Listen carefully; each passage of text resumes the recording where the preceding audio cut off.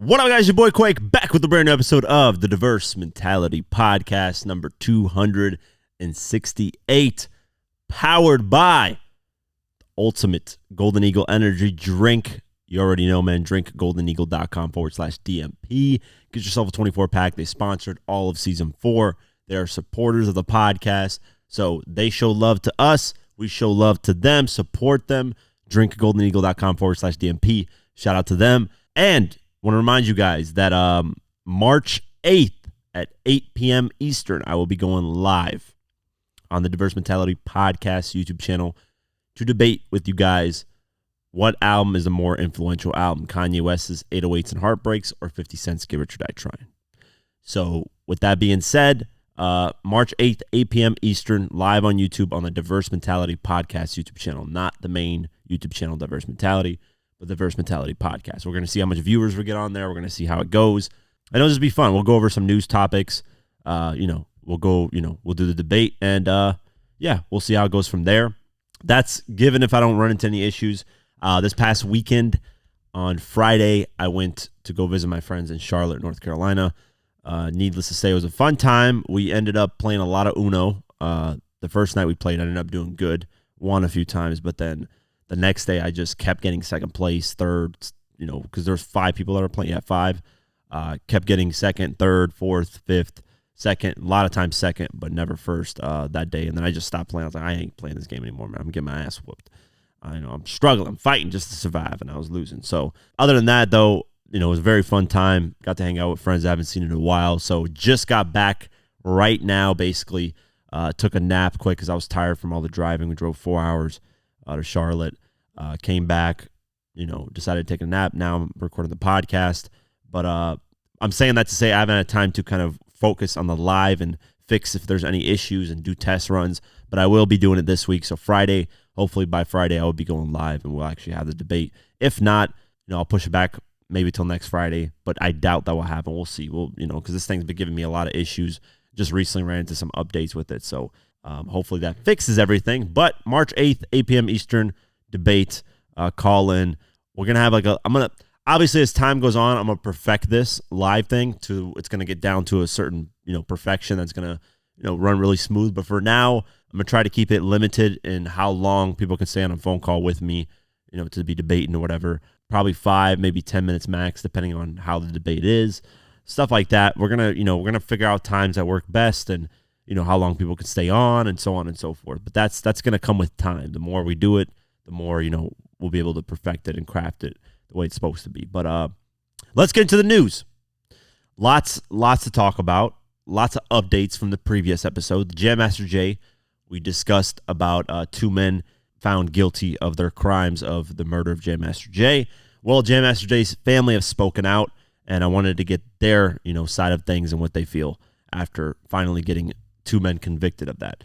Jam Master Jay's family has broken their silence around the verdict surrounding the 2 convicted killers of the legendary Run DMC DJ.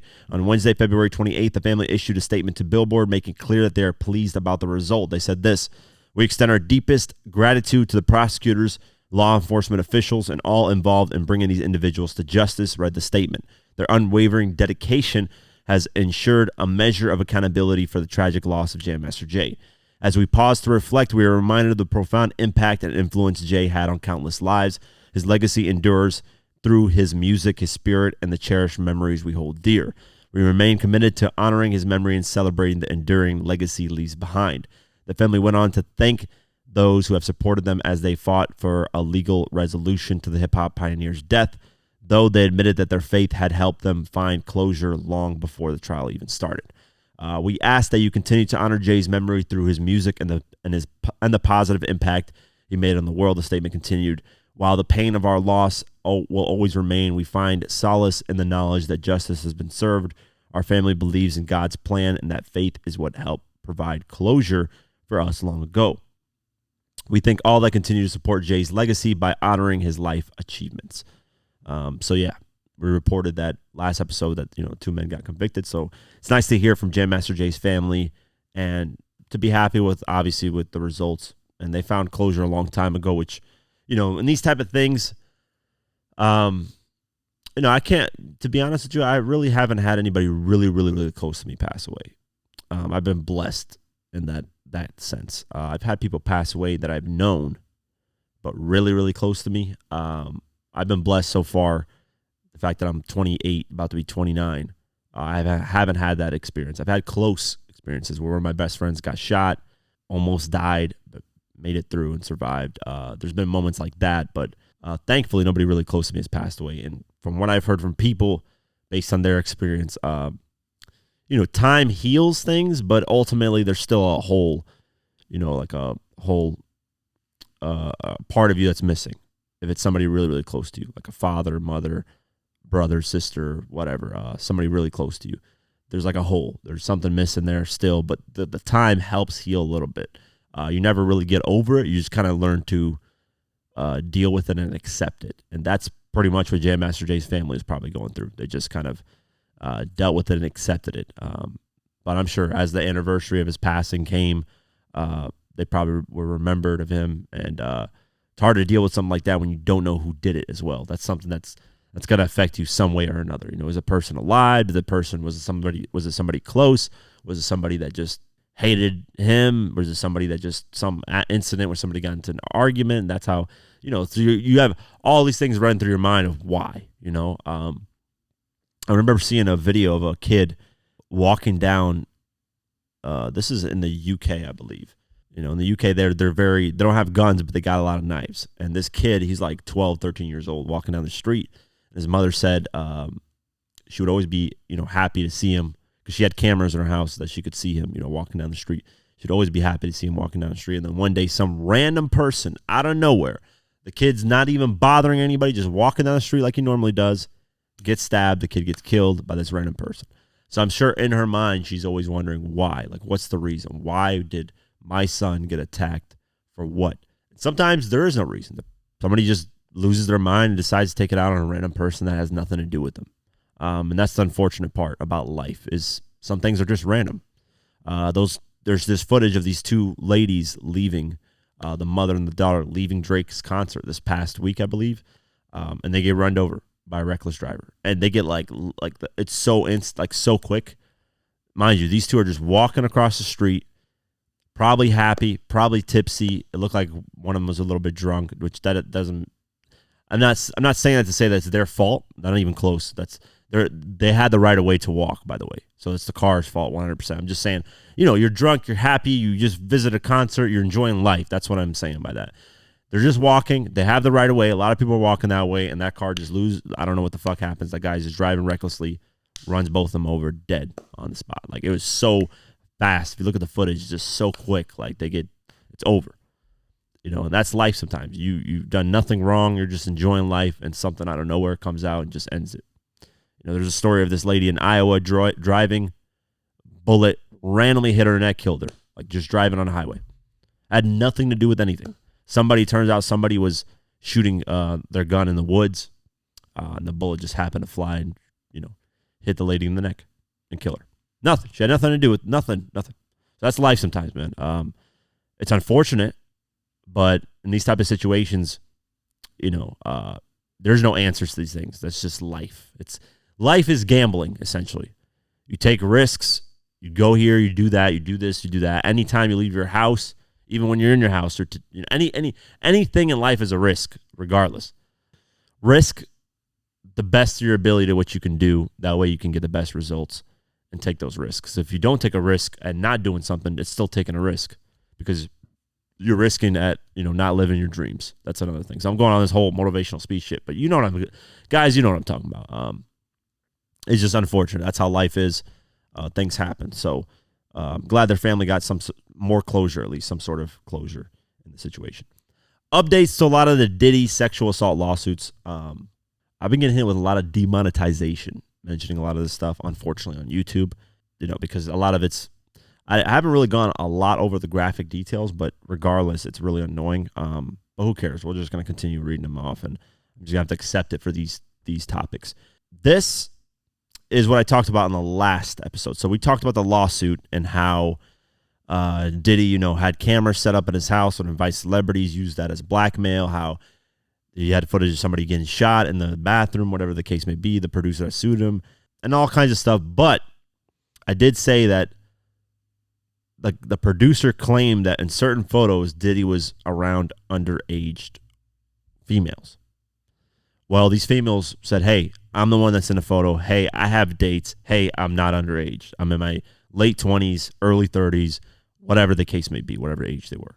But they clarified that. And I said that in the last episode, that TMZ had reported that the women that were identified in the photos were not underage.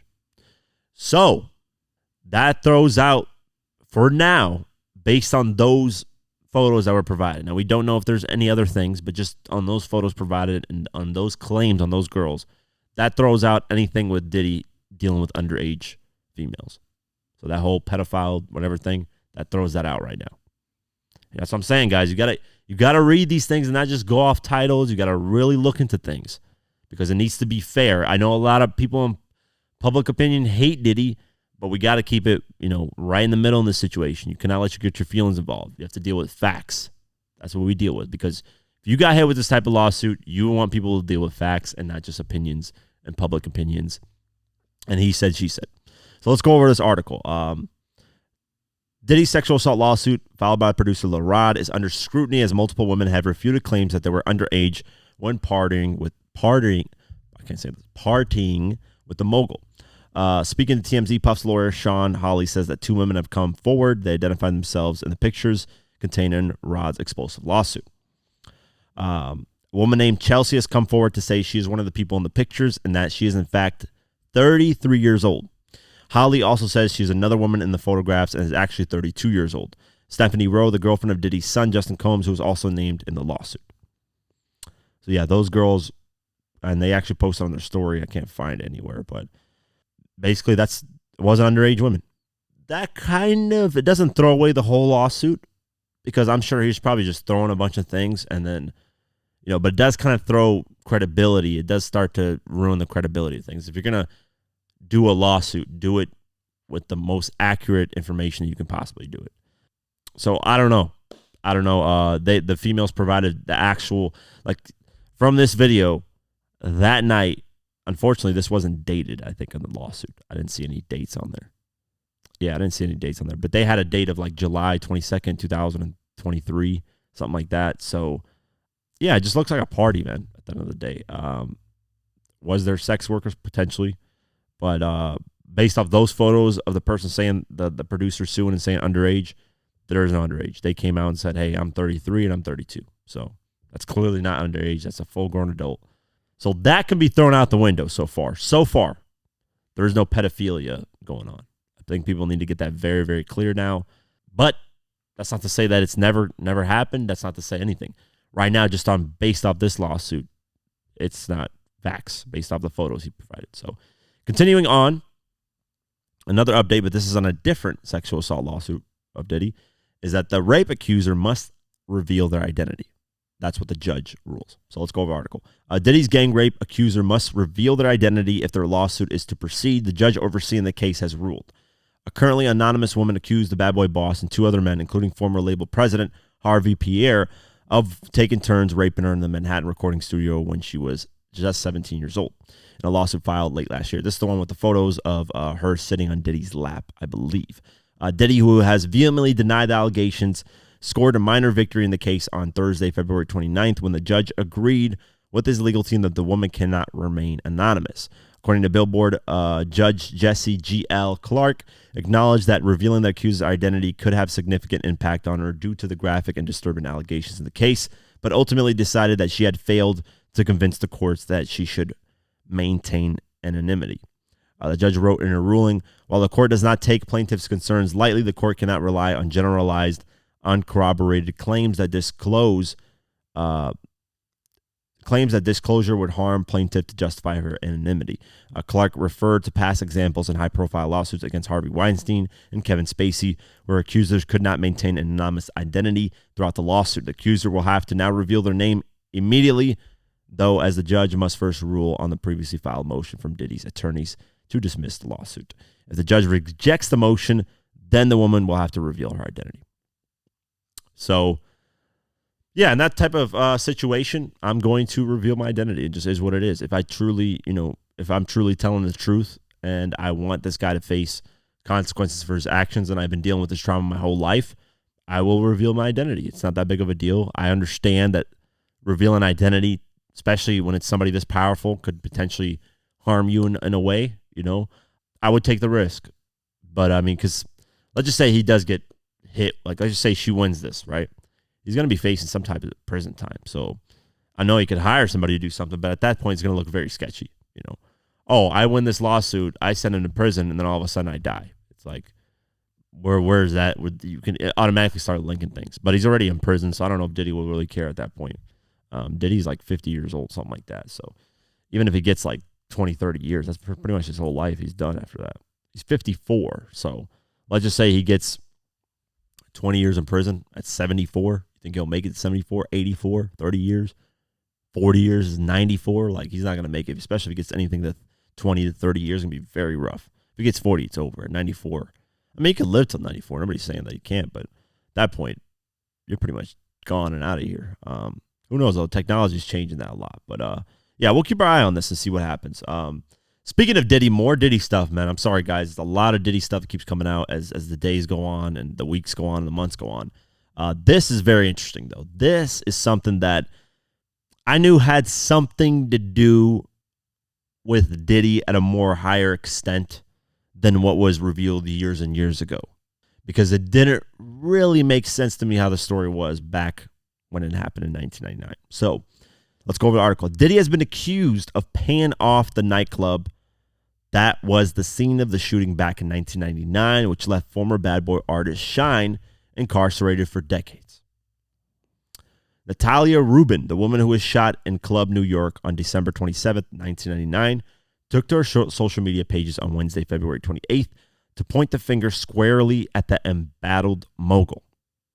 So, we're going to play the clip before I even say anything. Hey, how you doing? So, here today about this latest lawsuit with the P. Diddy, Puff Daddy, Puffy, Sean Puffy Combs, whatever you want to call him, lawsuit that has come out involving the producer Lil Rod. So basically his last two major lawsuits, the one with Cassie, she made mention that Puffy made her carry his guns into nightclubs and wherever they went. And he threatened her to make her feel like she had to do so. And while there were lots of things of importance, that stood out to me. And I'm going to tell you why. In this lawsuit with the producer Lil Rod, they were both SA'd by him and threatened and physically harmed. But in this lawsuit, he appears to be a very young producer to me. But he said something very specific. As a means of threatening him, Puffy said, that's why I shot up the club in New York back in 1999 and let Shyne take the fall for it. Let me tell you why that's of utmost importance to me. Because I am the woman who he shot in the face in that 1999, December 27th, 1999, Club New York shooting. I have told everyone ad nauseum since then, even the surgeon who did the surgery, to take the bullet. I got shot in my face with a 9mm hollow point bullet called a cop killer. I literally have told everyone and never changed what I said. I watched him. I got pow-powed in the face. I watched him fire the gun. I've said it all this time. Even the surgeon who did my surgery to take out part of the bullet fragments that was aspirating into my lungs and try to remove as many bullet fragments as possible testified in the criminal trial that while they were putting me under, I was screaming, Puffy, pew pew me in the face. He testified in the criminal trial. It is in the record. They all knew he did it. Everybody knew he did it. But he paid off the club bouncer named Sharice and all these other people and the club owners with their video to hide the video. That's his MO. I told everybody that. This man almost took my life, has traumatized my life, has caused undue harm, irreparable damage to my life, lied his behind off. I've had all these youngins on the internet harassing me, swearing that I'm making it up that he did it. And look what he did to Little Rod. He threatened him. Oh, you don't think I bust my gun? I shot up the club in Club New York and let Shyne take the fall for it. I shot them people. Well. It only took 24 whole years for it to come out. You see this tattoo? This commemorates me getting shot. It took 24 years for him to come out and say it. I've been saying it all along, but y'all pick and choose who y'all want to believe. Oh, baby, you ain't seen nothing yet. Not only did he pew me in the face, he also set off a course of harassment against me for the past 24 years. When I tell you the things I went through, there was a time in 2017 and 2018 where I got 7 flats on my BMW. 7, the same tire, in a 2-year span. 7 on the same tire, and they were all new.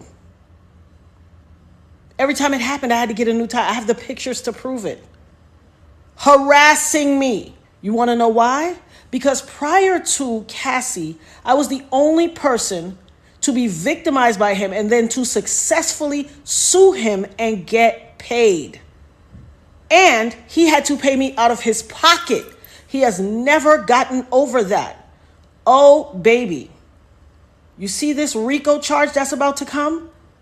This conspiring and pew-pewing up the club and ruining or attempting to ruin my life? As God as my witness, I will not stop until you suffer every single iota of punishment, until I have every second of recompense that you took from me. For every tear that I had to cry or my children had to cry, I am going to get $1 million back from you. I will not stop until you pay the price for what you did to my life. And for all you people out there on the internet and in cyberspace and in the far reaches of my life or the perimeters or wherever, who always like, oh, she just saying that to get some. Hell, what you got to say now? What you got to say now? I had some youngins on the internet that ain't even old enough, that weren't even alive when it happened, arguing me down, cussing me out, calling me everything but a child of God. Go check Instagram. It's there. Harassing my life. Harassing me. Oh, you lying. He ain't do that to you. You just want clout. You just chasing clout. What is that to chase clout about? How is that clout chase worthy? It doesn't even make sense. Well, I guess it would make sense in this new generation. But you better believe I will have my say. Wow. Well, I don't understand why people are saying she's clout chasing. That's the first thing. If she's getting comments like that from young kids, they're genuinely stupid, because she clearly said in the video, clearly there's court documents, she actually won the lawsuit against Diddy, got her money. So she just wanted to see Diddy go down for that and not somebody else. It never made sense to me that Shyne, because Shyne, even though he was that gangster rapper, you could tell, even now that he's, out of that whole situation, you got deported in Belize, whatever. He was running for, I believe, I don't know if it was president, but one of those politician roles, whatever. You can tell he's more of a calm, calculated type of person. It never really made sense to me that he would just shoot a gun and do that to somebody. Diddy, on the other hand, he's gotten aggressive. There's video footage of him getting mad at people, yelling, cussing. You can tell he's the type to kind of just spark anger and then do something like that. It's unfortunate this woman has to suffer for all these things, but now with that producer suing, saying that, hey, Diddy said that he shoot up shit like just like how he did in the club with Shyne. Something's going to happen, guys. I'm telling you. These people, there is going to be a surviving type of Diddy documentary coming out. And if something like that drops, like I don't know if 50's going to actually produce it or not, because sometimes 50 be trolling, but if something like that drops, like if I had the funds to do it, I would do it, guys. I just don't have the money. The Get Rich or Die Trying documentary was something that I put a lot of money up for, but I'm sure for this, I would have to put up a lot more. I don't have the funds to do it because I would have been on it a long time ago. Maybe in the future I got funds to do it for another artist because I know I'm not going to say names because I don't want to throw people. I don't want to just accuse things of people. But there's another high-profile artist that I think will be going through the same thing in the future. I'm not going to say names. I'm just saying, guys. He's looked at as one of the best artists of all time in hip-hop. I'm not going to say names. I was about to do the Kanye West meme where he's like, what's that Kanye West video where he's like, he talks about the Jewish doctor. What is it? He's like, there's a doctor that diagnosed me. I'm not going to say names because I know you can't. And then he folds his like arms. It was a Jewish doctor. Yeah, so it was hilarious. That was just a funny clip. But I'm not going to say names of who it is. But biggest rapper, considered the best ever at one point, or at least still is right now to a lot of people. But that guy's kind of got some weird, shady things going on too. I can read people pretty well, man, in interviews and stuff. I can see who genuinely, for the most part, I can see who genuinely is a good person through interviews too. I can read people through photos pretty well, pretty accurate at that stuff, man. I'm pretty much batting 90 to 95% on that stuff. So this person always rubbed me the wrong way in terms of like what he says, does, how he moves. Going over the article, Natalia Rubin, which is the woman I was talking, the woman who was shot in the club in New York, took to social media pages to talk, and then Rubin, who received nearly $2 million in a settlement at the time from Diddy, also accused the mogul of attempting to flatten her car as a means of intimidation, echoing a claim first made by Kid Cudi. So we talked about how Diddy essentially blew up Kid Cudi's car, which is wild. However, Diddy has always maintained his innocence and was acquitted of all charges in 1999 shooting. Shyne, meanwhile, was convicted of the shooting, sentenced to 10 years in prison. I don't know why Shyne ever took that, man. I get it. He probably thought, Diddy will forever look out for me if I do that. But Diddy's been a snake, has always been a snake, has always snaked people. So, yeah, it never made sense to me that I would never, I don't care what the situation is, I'm not taking the hit for something. I don't give a fuck. I get it. He's the breadwinner, but I would need some shit in contract and paper to say that I'm good for the rest of my life for taking 10 years for your bitch ass. I don't give a fuck. I'm not taking no 10 years for nobody. Especially if I ain't do this shit. Hell no. Where's that little dog? The little dog meme I'm about to play right now. I need to get that as a sound effect. Hell no. What's that video? Let me play this for y'all. I got to play the sound effect. I apologize. They saying you ate a tree. Hell no. They saying you ate a treat if you ain't eat a treat from. Did you eat? I'ma ask you again. Did you eat? Hell no. I'm not doing that shit. I'm not taking a hit. Hell no. Hell no. So, yeah, man. Things are getting twisted and crazier. That's why I want to talk about a lot of this Diddy stuff. I apologize if it's another Diddy podcast. Did he do it or did he not? Freaky Mill. But we'll keep it going. Shout out to Academics. That's funny as fuck. Freaky Mill is hilarious. He's 2 for 2 on the names right now. Before we continue, I want to give a shout out to Golden Eagle for sponsoring this podcast. Yes, if it wasn't for Golden Eagle, this podcast wouldn't be possible. If you're looking for an energy drink that doesn't tear a hole in your pocket, Golden Eagle energy drink is the one you want to get. Golden Eagle has the smoothest taste with no aftertaste. You don't get acid reflux when you drink it, and you will save a lot of money. So check out Golden Eagle at drinkgoldeneagle.com/DMP. The link is in the description below. And how do you think this podcast would be possible without me having energy to do it? Come on, guys. You guys got to remember this. I need energy to do this stuff, man, because there's a lot of crazy topics. So look how smooth this thing sounds. Look at it. Oh my God, it's fresh. Look at that Golden Eagle. Look at the can. It's so beautiful too, man. Look at that. It's so fresh, man. So fresh. Golden Eagle energy drink. Go to the link description below. That's drinkgoldeneagle.com/DMP. Let's continue the episode. Continuing on, let's talk about a producer since we're talking about Diddy. Scott Storch. I don't know if he's going through financial problems again because he had this kind of moment where he's going to make this comeback, but it's hard for a producer to kind of reencapsulate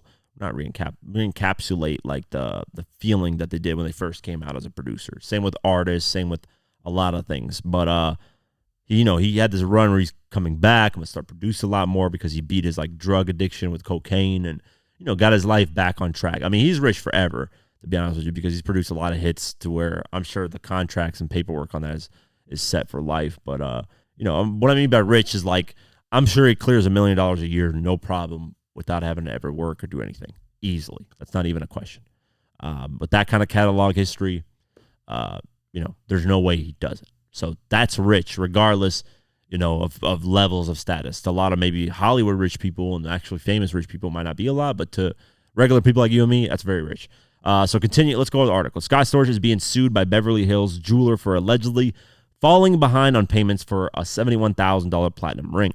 According to a report from TMZ on Thursday, February 29th, Peter Marco of Extraordinary Jewels says the producer bought the ring in January of 2020, but after making several payments, Marco claims he stopped paying in late 2021, leaving an unpaid balance totaling $65,500.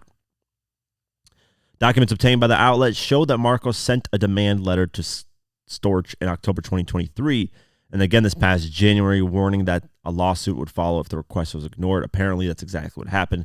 Scott Storch made headlines last year after getting onto a heated confrontation with his ex-girlfriend's partner outside his Beverly Hills home. Jay Pade, a cannabis entrepreneur and rapper who owns the Pade Leafs Rolling Papers brand, documented his encounter with the producer on his Instagram stories last May. Jay, who was dating Storch's ex, Florence Mirsky, with whom the Grammy-nominated hitmaker shares a 3-year-old son named Leo, began the sharing audio of the angry phone call with Storch. "Oh, you tough now?" Jay asked the producer, who replies, If you put up one video of me, you're going to have big problems, I'm warning you." After mocking Scott Storch's past cocaine addiction by unearthing a photo of him looking worse for wear while out partying, Jay then posted several videos of their confrontation. Yeah, they're basically exchanging words. I don't know what the fuck this got to do with all this stuff. So they basically got into the incident. I don't know what's got to do with this article, but yeah, now Scott Storch is, falling back on payments on a $71,000 platinum ring. I'm sure he paid more for that, but Scott Storch, like I said, man, financially he'll be good. So I don't know what he's getting into right now. He's probably dealing with some personal issues. Hopefully he doesn't go back to that drug addiction because that's not the path he should be on. I can't imagine, man. Having an addiction so bad that when you reach the top of the level, you just blow through all your money. Like, that would suck. But I mean, that happens to a lot of people. And when it does happen, they get back on their feet, and some people make it back stronger than ever. So somebody who knows how to make millions and millions of dollars the first time and blows it usually knows how to make millions and millions of dollars the second time. Mark Cuban said it best on Shark Tank. I believe he got asked this question on Shark Tank or just a regular interview.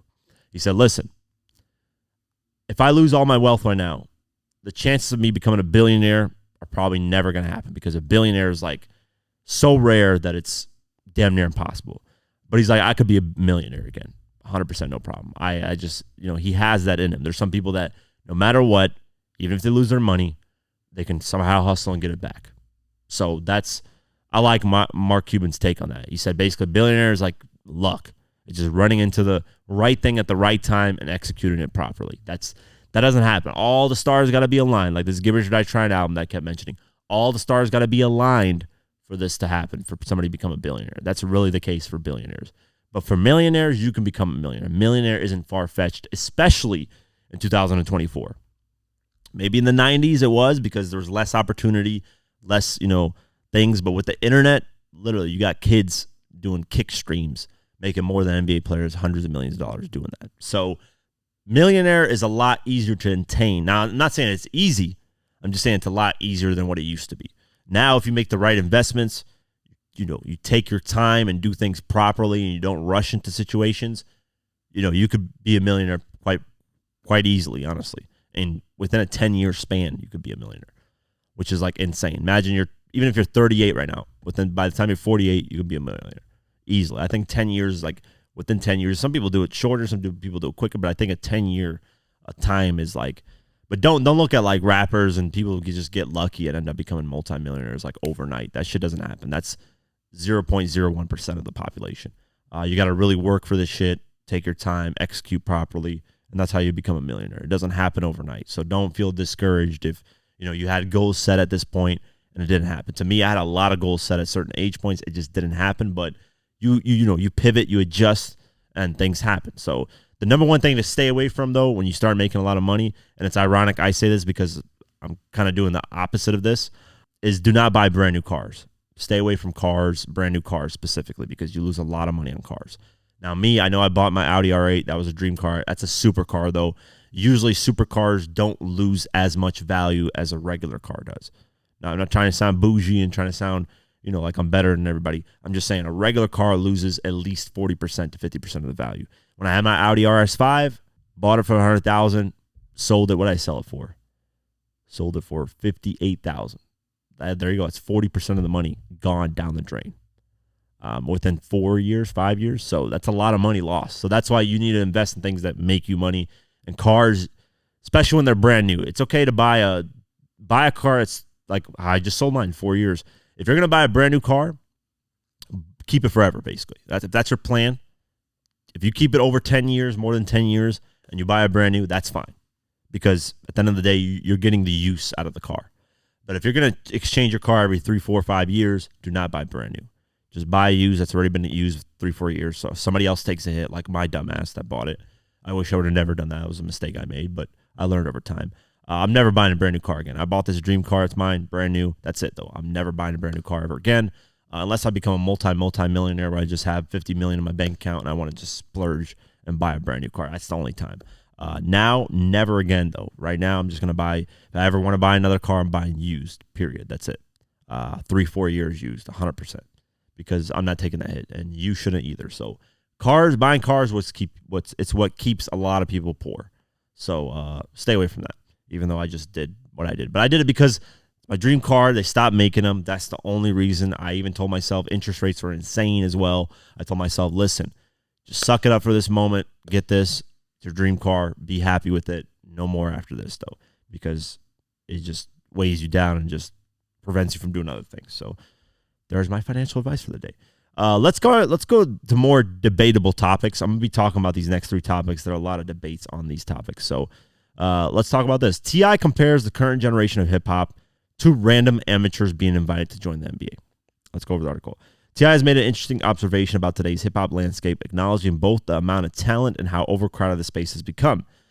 Tip shared his observation during an appearance on Shaquille O'Neal's podcast, The Big Podcast with Shaq, which dropped on Wednesday, February 28th. So let's play the clip. You feel about this younger generation of hip-hop like I feel about this young generation of players? This generation reminds me of every other generation. You got some people who are exceptionally dope, and you got some people who just all right. You know what I mean? But it's a lot more of it to choose from now. Too much. There's so many rappers now, bro. Man, I feel that actually, what they've done with music is equivalent to if they were to open up the doors of the arena and say, anybody think you can play basketball? Come on in. Come on out the stands down here to the floor. Here go your jersey, man. Get in the game. I just don't like that they don't respect people like us who paved the way for them. You talking about music? You talking about... I'm talking both. I'm talking about these NBA players. I'm talking about these young rappers. I agree. I 100% agree. I've said this on the podcast 90 million times. Hip-hop has become a lot more garbage because anybody now, there's no criteria. There's no, hey, you have to go through this level of this to get in here. It's never really been like that. But back in the day, the reason why, as much as I even hate to admit it because I don't like to give record labels any props, back then at least there was a gap where, hey, you had to put in a demo to show you had some type of talent for somebody to listen to it, and then they would take you and start to form you as an artist. That doesn't happen anymore. There's no artist development.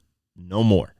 Now it's just, I upload my fucking song on SoundCloud, wherever the hell I upload, or YouTube. If I blow up, I blow up. There's no artist development. There's nothing. And that's why you're seeing a lot of artists come and go, microwave music.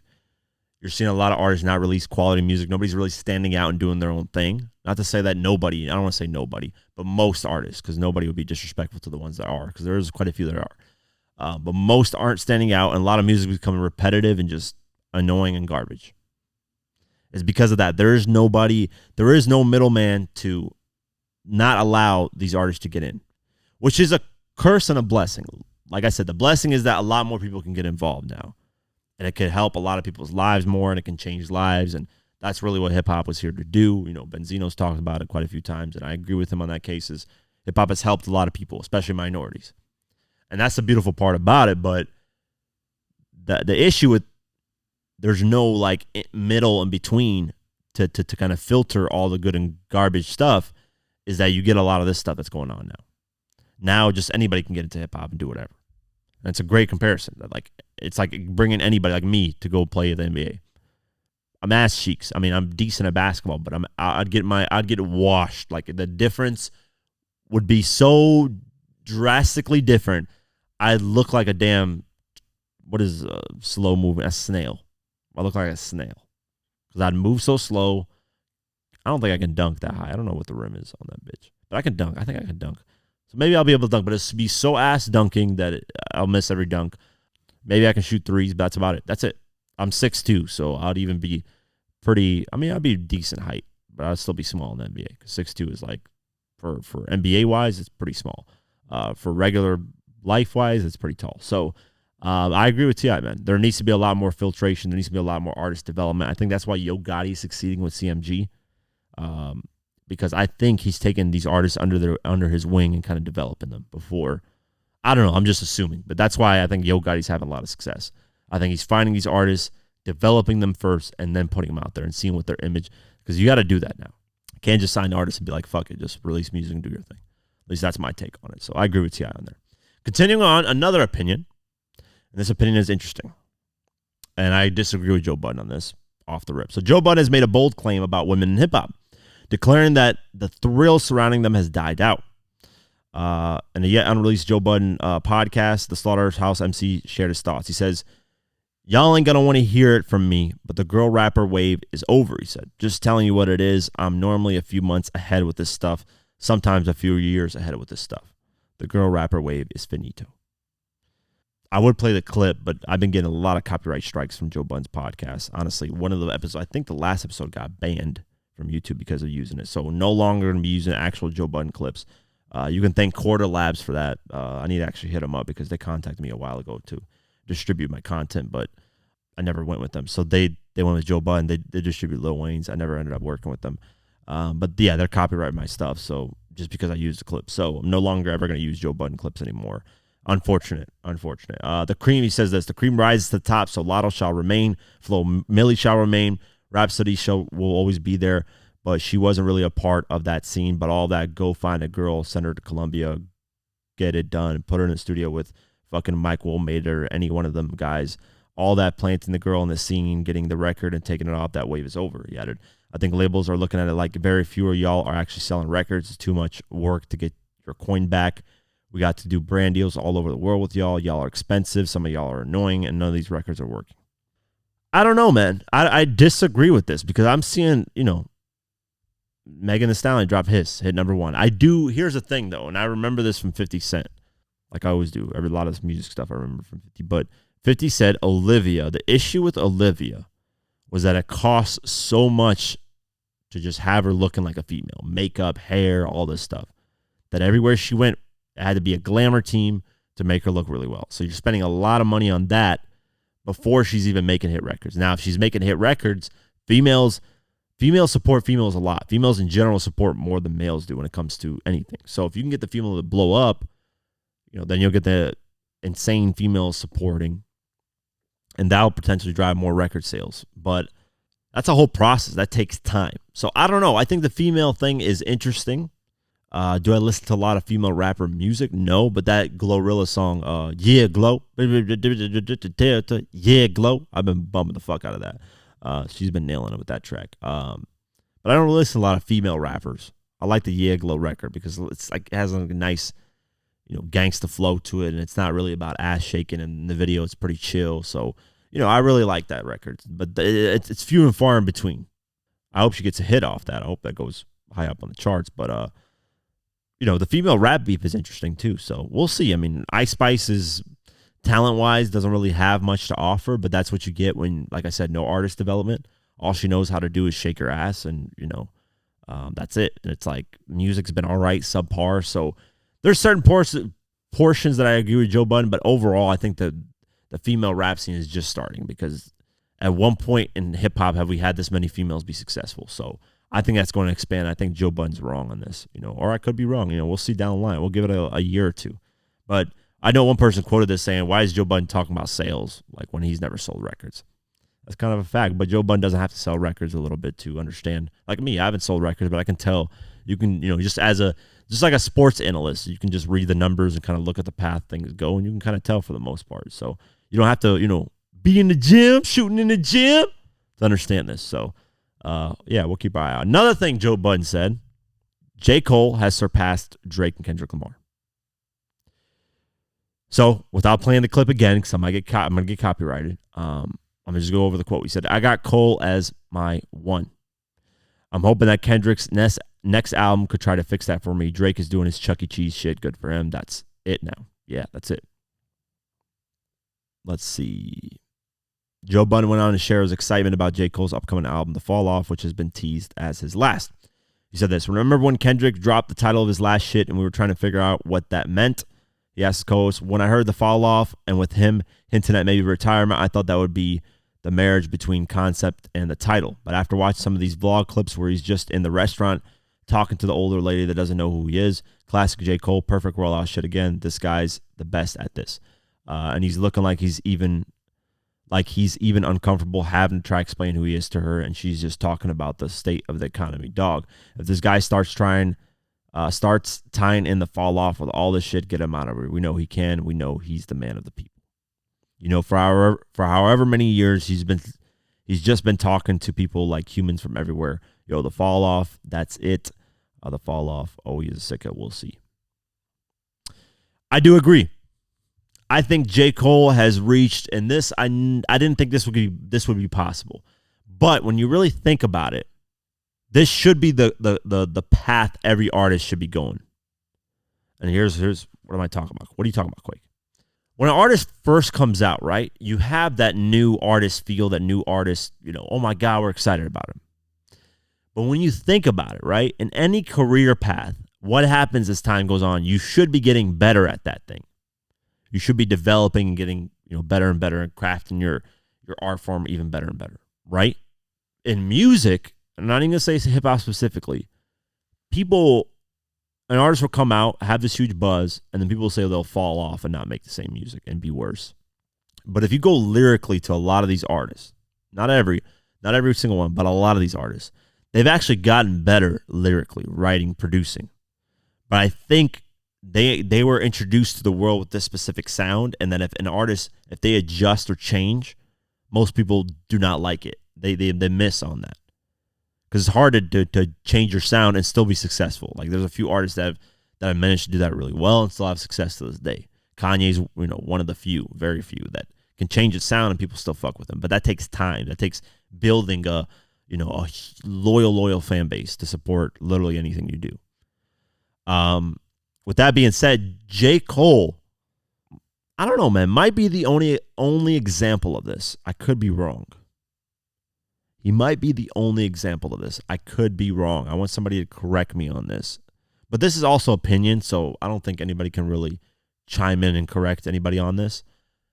But for me, this is what it seems like. For me, J. Cole has gotten better and better and better and better and better and better and better lyrically every single time he drops. And at this point, might be releasing better albums than he was when he first came out. Now, for me, this is my opinion, I have Born Sinner as a classic album. I don't have many albums as classic albums. I only have 4 albums as classic albums in my hall of hip-hop that I've listened to. Only 4 albums are complete classics where I can listen top to bottom. To me, that's a classic, where I can listen to track 1 to whatever track and not skip a single song and love all of them. That's a classic to me. J. Cole's Born Sinner is a classic to me. That's how I feel. So after that, there really wasn't anything that could top it. But I've noticed that I've liked every album he's released after, besides For Your Eyes Only. That he tried a concept, missed. It's okay.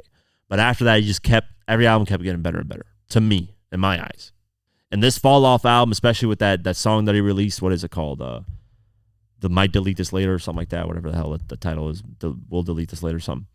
That's fucking fire. Like, he's gotten better and better and better and has gotten bigger and bigger and bigger as an artist as well, which is rare.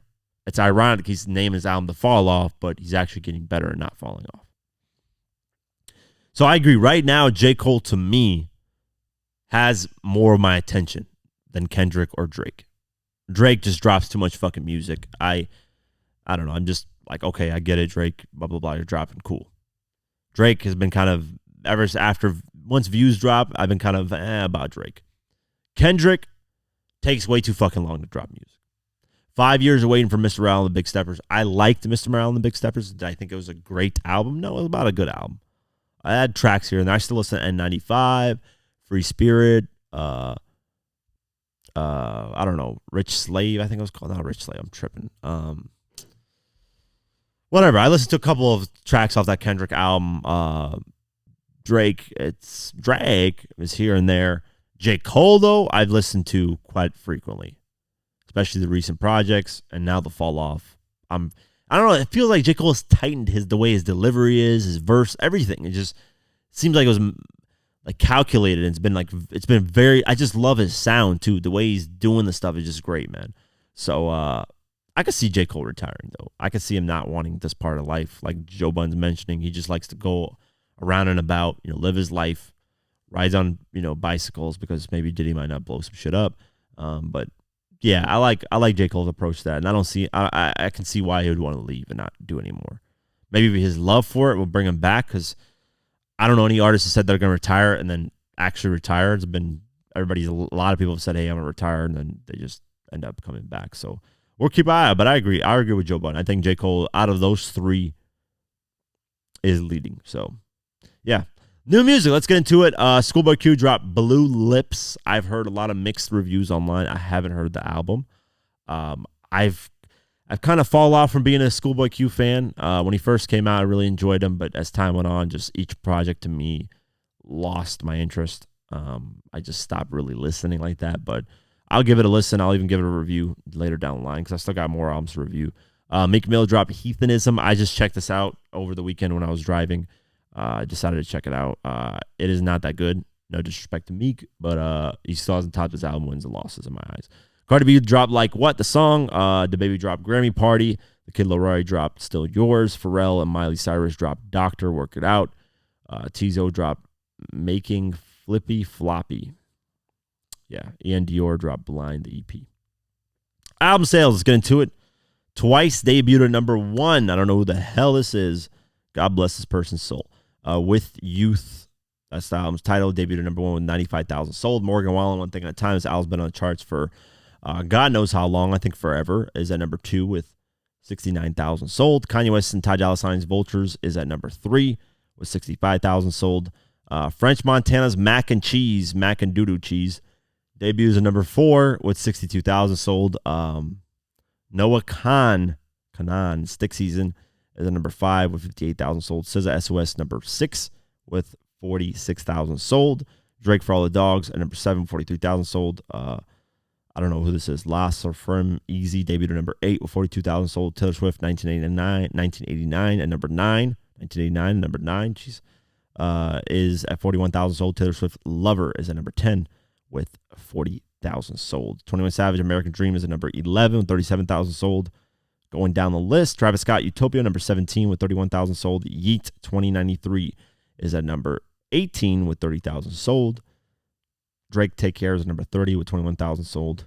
SZA Control number 33 at 19,000 sold. Metro Boomin Heroes and Villains at number 35 with 19,000 sold. Lil Baby My Turn number 36 with 19,000 sold. Nicki Minaj Pink Friday 2 at 37 with 19,000 sold. Rod Wave Nostalgia number 40 with 19,000 sold. Eminem Curtain Call number 45 with 18,000 sold. And then Kendrick Lamar, damn, at number 49 with 16,000 sold. Interesting. And that's it for today's episode of the Diverse Mentality Podcast.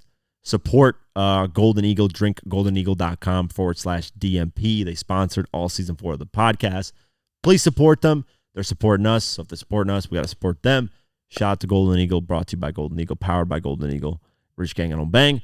Spotify, Deezer, Pocket Cast, YouTube, all that. You already know the drill. March 8th, 8 p.m. Eastern. Join me live. Diverse Mentality Podcast YouTube channel. We'll get into that debate. I gave you guys a topic. Kanye's 808s and Heartbreaks, or 50 Cent's Get Rich or Die Trying. What's more influential? Yeah, I would love to hear your guys' thoughts on that. And that's it for today's episode. Have an amazing night, day, whenever you listen to this, and peace.